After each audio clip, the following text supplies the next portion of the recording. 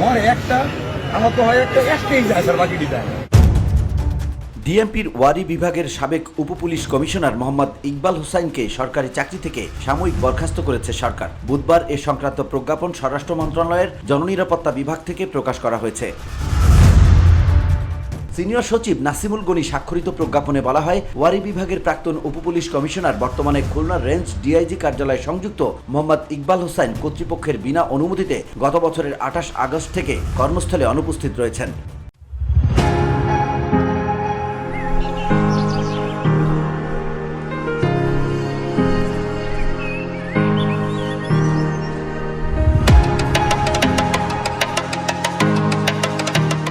সরকারি কর্মচারী বিধিমালা অনুযায়ী পলায়নের শামিল এবং বিধি অনুসারে শাস্তিযোগ্য অপরাধে অভিযুক্ত হওয়ায় যেদিন থেকে অনুপস্থিত সেই তারিখ থেকে মোহাম্মদ ইকবাল হোসেনকে সাময়িক বরখাস্ত করা হলো। সাময়িক বরখাস্তকালীন তিনি খোরপোশ ভাতা পাবেন।